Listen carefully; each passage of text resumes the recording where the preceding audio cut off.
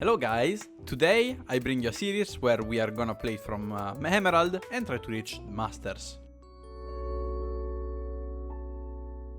So first of all I pick a Tristana. Why do I pick Tristana and not Kai'Sa, for example? I pick Tristana because Tristana can play by herself. Kai'Sa can't really play by herself. She can't go in whenever she wants if she's not fed or something like that. So the idea is that when we want to smurf or when you want to climb up, you always want to take something that can play by itself and that can carry by itself. It's really important, especially as ADC, okay? So we're playing against Aphelios. Aphelios got recently buffed. Some people are actually trying it out in Emerald and such. The champion is really strong, but you do need a lot of, let's say, support recognition, and you need a lot of help to actually play him out. So this is not a bad matchup for us, and we will try to force as much as possible. I will explain you how to make it so that you will learn how to carry in two ways, let's say. The first one, which is how to carry by dealing damage, and the other one, which is how to carry by using your macro. So today we could try to do both, but let's see what works the best at the start, okay? So we already see this play, which is quite interesting, but we have a Cat, so, you know, when you have a Katarina, you never follow these plays. Cat is not that kind of champion that can make any play during the game at level 1, so the idea here in the lane is that we try to get prio. Depending on how Bard wants to play, we have to decide how to play it out. This guy is Barrier, sorry, is Guardian. So if he has Guardian, you already have to understand that it's a bit different than what normally it is. So you see this guy is Emerald already, and he plays like that. So, you know, in Silver would be even funnier, I guess. Already we start with a huge lead. It's almost like we won the lane. So you see sometimes even in your elo, like Silver or Gold, these mistakes happen. Like these guys just make really bad plays and they don't expect you being on the bush. That's the first thing that you check when you play in low elo. We just keep on pushing and we get level 2. We check, we do another check, right? Which is the level 2 engage. Are they able to avoid the level 2 engage? Let's see if this happens. So we're gonna catch this one. At level 2, I'm just gonna go all in. The wave is not on the best position to actually go for level 2. They will kinda respect it probably. But even if not, we just try, you know? So that's already good damage. This guy started D, so he can't hit me with the Q, as he doesn't have that. Now it's the time of the game where we start checking for the Graves. I'm not gonna go deep ward, while I could actually do that. That's actually fine not doing it. Oh, come on, man. Throw the Q. He finally threw the Q. We had kind of to do right and left because of our position was really bad. We would 100% have been hit by the Q if we didn't do that. So we took some damage, but that's really fine as long as you can keep the prio. I had the Guardian here, you see. I love a bit more when they go with Bard Electrocutes. I think Bard Electrocute is slightly better when it comes to like playing aggro lanes like this one. This is an aggro lane. We usually tend to go engage rather than just stay chill and slow down. This guy's calling me to go back. Oh, because there's a Twitch. This guy is the mid laner, so he's probably dead. Alright, they do get the first blood. Of course, Cat is prior into the Twitch. But I was really fine anyway because I have my WE. So we're just gonna base, get our longsword. Guy missed the W as well. He's wasting a lot of time. Probably Cat will have prio for the next wave.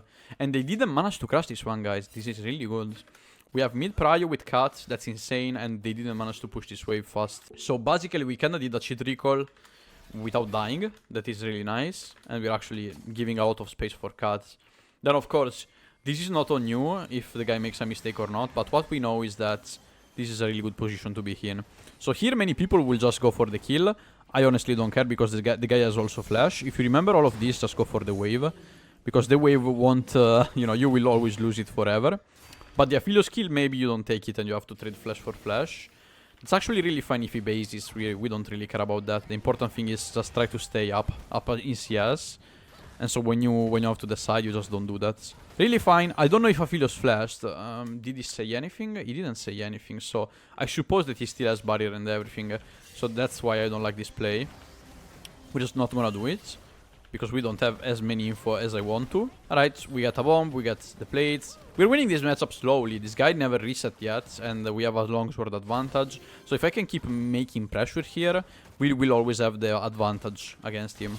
This guy's making a really bad play, so I kinda wanna rotate here because we have the priority still, and I am faster at jumping on him. You know, this guy could have flash, so I'm just gonna slowly delay this jump. Alright, he dies, you see. Not the best way to just drop the wave, because I pushed it a bit and then this happened, but that's fine. So yeah, I'm just gonna stay slow. I lost a minion or two because I pushed the wave, but I didn't like stop doing it, right? This is a bad habit. You should 100% close the wave here. But I was pretty sure that that was a good engage. Because we had the Katarina with the Prio. We had a lot of things that kind of confirmed ourselves to make sure that we could do this play, let's say. We want BF Sword at least before basing. Probably Aphelios just based, but he's gonna lose one wave, and we didn't lose anything yet, so that is pretty good. This guy's just gonna E us, but he actually missed it as well. Alright, I'll probably just W away, even if I get rooted, this is good. He trades one auto for that, but I guess it's kinda whatever. When they play like this as support, it's really bad. You know, in low willow they will always try to do such things. They don't make any sense. My support is playing for mid, as you can see. And I'm pretty happy about that. I don't mind if he just zones me like that. You see? We're just winning mid. And this guy is actually just standing here zoning me for no reason. So, this is really fine. We're doing everything fine. We have more farm than this guy. This guy has Dirk now, so we kinda have to respect. It's not that much of a problem as long as we're winning mid, right? You see, Lux is still not doing anything. And that's the difference between good supports and bad supports. So many supports, they just stay on lane and do nothing. If you stay bot, you need to make a play. If your enemy support is actually making a play on mid lane and is getting kills, right? Like this, it's like we are not doing anything. And we're just winning the game by standing still, right? Which is really fine for us. We're just playing for the scaling as an hypercarry ADC again. But I don't want to search for any interesting trades here. Unless these guys are playing like this. You see, I mean, this guy is barrier, so I'm gonna wait before doing anything. And you see, we took this flash. That's really fine. Why don't I go in here? You know, like Lux has no QE. But he still has like barrier and flash. And he got level 6 just now. So even if it looks free, it's really not free yet. He has barrier still. So again, red weapon ult plus that. I have to flash his ultimate if I want to make the play. So I don't really wanna make anything happen here. This guy actually missed ults. That's not bad. And maybe it's time to go in, right? This guy has no... He has barrier still. He actually barriered? No, it was his W. Okay. I mean, we have one flash up. We have almost 2 waves advantage. That is what we like to have, you know? So I'm just gonna push this one. Take this one. Base. Nice. So we have 20 full CS advantage, which is almost 3 waves, I guess. Something like 3 waves. This is insane. Even if they freeze here, you don't really care about that. First of all, because this is not even a freeze. You can understand if this is a freeze by so many things, right? But when the wave is that near to the tower, it's never called a freeze. Oh my god, I took off the minimap. Alright. But yeah, that's what I'm saying, like, it's never a freeze if it's this near to the tower, and as you can see, it's already pushing towards us, but that's because the guy knows that it's not a freeze, and even if he doesn't know, he will have to push it sooner or later. Now here we have a huge jump window, because the guy has no ult and no flash, so I'm just gonna jump on him. I'm not gonna flash for this, but that's a really good chunk of damage. Probably it's around the same for us, but, I mean... Compared to him, it's actually really nice if I don't get perma hit. This guy's 100% dead. He has no ult yet. He has 2 barrier, but he will probably die anyway. If he takes barrier... Nice, we also took his barrier. I barrier here. I should be fine. Never mind, I just died. Yeah, I should have flashed that. But you see, guys, like, my point was to just show you that if you waste his barrier here, it's better because you take it and now you know that he has no barrier again. In some matchups, this is a really good mechanic, because now I know that he has no barrier for like 3 minutes, and with this time window, I can make more plays, right? Okay, he actually hit me. If he Qs, it's even better for us. Okay, he killed. I'm just gonna EQ forward. Oh. I actually took his ult in the face, but anyway, we did manage to win it. If I did flash his ult, it would have been even easier. But as you can see, 1 item difference, and because he didn't have barrier, we managed to kill him. Oh my god, the Twitch! I'm so dead. Alright, kill me please. She took the kill, man! That's so nice. So, 2 kills, 88 CS, which is almost 8 CS per minute. You know, item closure against Aphelios. We know the matchup, we know everything that we need to know. We tried to go in when we knew he was weak. We know everything about those guys, you know, we are deleting them. Some people are like scared and they say, oh no, I have Bard, right? It's so bad when I have Bard. But sometimes you have to understand that in reality Bard is such a nice pick to have. Especially when you are strong as a player, right? Because you can play solo lane and then your Bard can win the other lanes. And while you are winning by yourself, you can actually win other lanes, you know? So after that really good kill of Aphelios, we are 1 level ahead because solo XP is really strong. almost alpha level. In reality, it's like we are pretty much the same, but I have alpha level in more. I can make more space, but now I need more informations because Twitch is missing. You see, Twitch could be anywhere. Okay, Twitch is mid lane now, but we also need the Lux. And probably has barrier, so I need to wait my own barrier to play the fight here. I don't have the flash, and he has the flash, so we need to be careful also about that. We see the Lux there, and he doesn't have a particularly good rotation as a Philios, so I think I'm just gonna go in if he tries to go for a minion that he can't take, you know? Let's see if he's gonna do that. He doesn't. Pretty good, so we just give him the thumbs up. He's probably gonna go for this minion. He's probably gonna go for the cannon, and I wanna play this out. Alright, he ulted, he barriered. I'm pretty sure about that. Really good. We burn his flash and barrier, guys. This is huge. And I didn't use anything meaningful, if not the ultimate. So I'm just gonna base, and next time we kill him again. Oh my god. Okay, actually barrier, I had to barrier this. But man, please, go away. Look at this guy. He has flash? I cannot play him, maybe. I don't really want to play here. I'm really fine into that. I mean, this guy just overextended so much. And he is also stealing the Aphelios wave, right? That's why I don't like playing Aphelios, guys. Like, these Aphelios just lost his full wave because this guy just stole it. And many people, when they play in low elo, they all try to carry. And so if everyone is selfish, you never have the chance to get the resources, especially if you go behind. That's just the sad part of League, I guess, in low elo. Now we'll see what we can do, but Bard is so strong. He plays the tank version. I love the tank version of Bard. It's so nice. It's one of the best versions in the game. It's probably what you want when you play against all those ADs as well. The only AP guy is Twitch, I guess. And Twitch AP also got a buff. I think Twitch AP is really strong, by the way. We don't have info about Twitch, so I'm not gonna make any play right now. Again, no plays currently, because we don't see Twitch on mid lane. And also the jungler is probably missing. He should be top, from what we know, because he was bot lane later, like in the earlier fight. So he shouldn't be making another vertical on bot, but you never know. Now we're just stacking our Yantl, I guess. Okay, yes. He has no Q. This guy just made a huge mistake. He's gonna die 100%. I'm not gonna do anything here, he dies. He could have avoided to stall it, but that's completely fine anyway. You know, as ADC, you can also be thankful sometimes, like you just give kills. That's really fine. And now we just keep on pushing. Right, take this one. Cat does make a huge job here. There's a Twitch? We just one-shot him here, no? Alright. We basically won the game, guys. I think this is probably gonna be an FF soon, because we won mid lane just by the help of Bard. He gets those 2 free kills, then they make the rotation on bot, and we win the game by that. Not only that, but we did play a really good lane by ourselves in general, aside from the bad flash with the ultimate, which was probably a bit sus, I guess.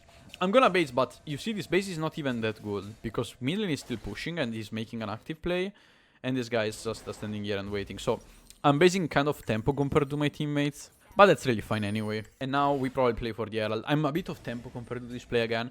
Probably the thing that I could have done to avoid making such plays, to just go mid lane straight, push mid wave again, and just rotate with Viego. Because now probably Viego has to take Herald base, and now I can't make any play in the map as long as he has to base again. That's an hard concept, I know, but it's just about knowing the timers of all the champions in the game, let's say. Actually, my team is playing this, so they aren't basing yet. This guy gets another kill, and hopefully Viego doesn't die. Oh, he actually died. I have to flash this. I didn't like to flash this. Oh wait, he didn't die? He actually died. Okay, so we killed the guy. I didn't want to flash this. I think the flash was maybe a bit overreact, but I didn't want to just leave him free, I guess. I don't have W, so I need to be really careful for Twitch ults. Okay, Bard is high gear, so I think I'm safe for now. Not bad. We're just gonna rotate towards top side. And the only thing we have to do is just to kill this Urgot now. It's pretty free because you see he's overextended so much compared to the tower states. So it's probably the easiest kill you can catch on the sides. This guy's probably dead even without me. Alright, the rotation was a bit excessive. We're just gonna base and get our Infinity Edge. We have Drake in 10 seconds. Everything is by the book. So as you can see, this game we're playing more. I mean, I'm not playing as mechanically as I usually do, but we're playing more for the theory of the game, let's say. So we played more for mid lane. We fed the Katarina. And we played a bit less for bot side. And at the same time, we're just playing by the book, depending on the matchup. So 1-on-1 against Trista Philios.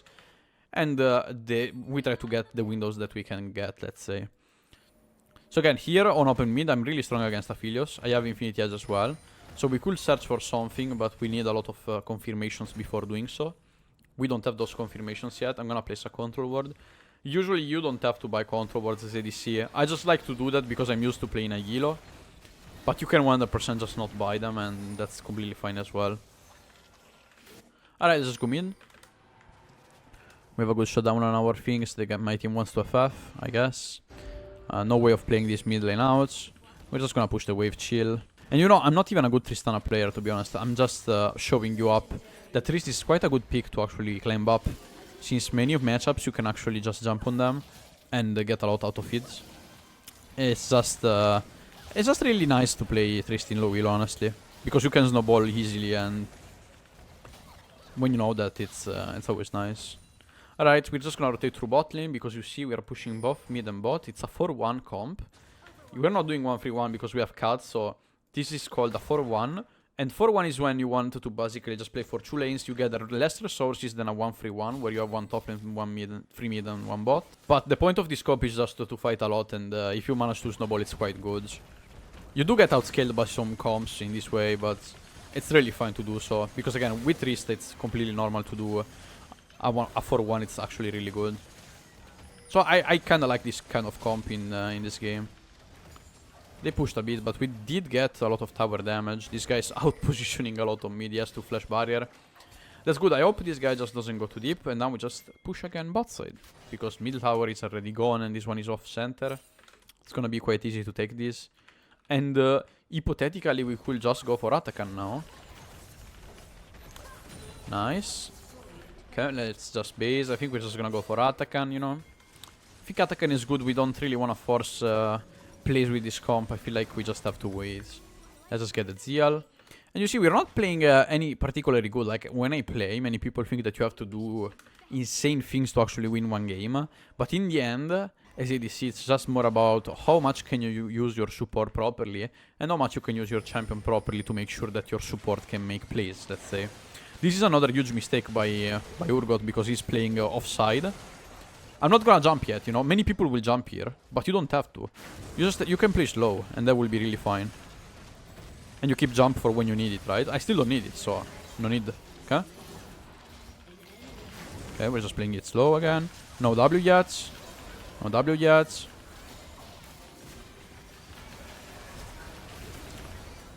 No W yet. That's really good, no? We don't need to use W in this fight. That's what I need you to you need to understand. In many fights, you might need to use your spells, but this is, like, if you use it too early, then it's easy for Urgot to like make a play, for example, right? As long as you have your spells that you can dash out, go in, like you are more safe in a certain way. Not having it means that you're less safe, especially if you use it when it doesn't make any sense. Okay? So now we're just going to take attack, and I think they don't need me. I think they need me, yeah. I have 3 items now. So the good thing of Tristana right now is that at 3 items she has so much DPS. I'm gonna show you. So you just EQ and look at my spells. I have all of them again. This is so nice. I really love this build, and the DPS that you can do is just insane. So we're just gonna wait here. 5 seconds for my E. We're just waiting here. If I push, they will probably see me. As we have Bard, maybe we could also portal. It's kinda sad that I shoved up myself, but I guess this is fine. And now it's all about making those towers are a bit tough to take with our comp. But again, we just go there as Trist and E-bomb and try to take them slowly off. I could jump here. This guy looks so solo, to be honest. He has to dash out. Not bad. He was solo 100%, and this guy's coming here. But I'm really fine. Yes, I'm fine. Alright. Good Q. Nice. Now we just give them the thumbs up. This guy is 100% killing himself. That's nice. It's still really good. I kinda took a lot of damage, but I think this is an okay trade. And now the problem is, it's quite hard to actually push this part, as I told you. Because they will try to defend quite well, and they have a lot of picks that can do well on that. So unless we hard force, but our comp doesn't have any kind of hard force, if not Gragas. It's really hard to play this out. I could probably just base, but my team is not basing, as you can see. So as long as my team doesn't base, I'm just gonna keep on going. EQ it. Alright, this guy took half HP. Keep on pushing here. Careful for the Urgot ults. This could kill us. And Viego is also making a side play, so... Oh! I should be fine, though. Because I actually ulted him before going back, so... He has no way of reaching me. I'm just gonna push this one and base then. I mean, I still think I'm not gonna base, because you see my team is still playing it out. And if they are playing out and I base right now, it's really bad. So we try our best on still playing this out. Okay, this guy's 100% dead. Or am I wrong? You ulted. Oh. Alright. Oh, we didn't get the inhib for like so few. No, man! Could I block that? No, I don't think so. We will have still killed him. That's really sad, but we managed finally to get the mid tower here, which is so hard to get, guys. You don't even understand. Sometimes with certain comps, it's really hard to get those 3 towers, even if you're winning insanely hard. I think we are like 10k gold ahead or something. Okay, so now we're just gonna go for topside. And Nash is the only play here, because if we don't manage to Nash, we take a lot of time killing everyone here. I dislike this play a lot, and I'm really off tempo for that, so I'm not gonna do it, and I'm just gonna take the wall jungle here right now. Again, I never will be able to be in that fight anyway, so the idea here is just that we take both topside and our jungle. It's not a good thing to do, just keep that in mind, but if my team just makes random plays that I can't join, you know, like you will lose a lot of time and maybe you die, and that's what like is stopping your snowball here. But here I'm not losing anything, right? I'm just taking double jungle here. And now I think I could wait for Twitch here. I don't know, I expect him to just rotate here. Let's see if I'm wrong or not. Okay, he based. Yeah, we're just gonna take this one. I mean, Nash is 100% has to be done. And it's the easiest Nash we can do. You see, like, we have a good farm. It's not perfect farm, but it's good farm. And we're still keeping up the game, even if my team is making plays in the map. That's something that probably many people don't know to do. Because they're like, oh, I'm late to the fight, what do? Do I just go there, waste time and then die? I mean, it's so much wasted time and so much wasted gold. In this way, you never fall behind. Even if I steal some, like, camps to Viego, if you think about it, it's completely fine.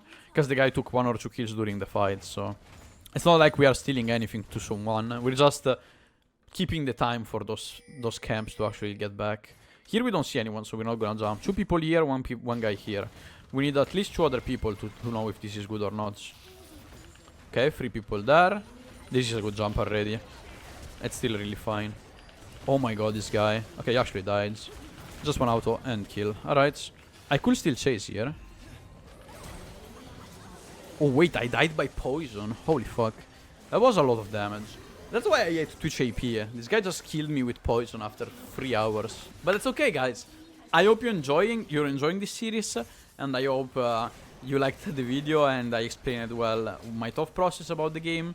So I guess we're gonna do an Emerald to Masters, which is not bad. I mean, if you keep in mind that gold and silver are really, really easy and I wouldn't love to smurf there. I think Emerald is already quite good to explain stuff and to show up how to play games. Thank you for watching. See you in the next video. Bye.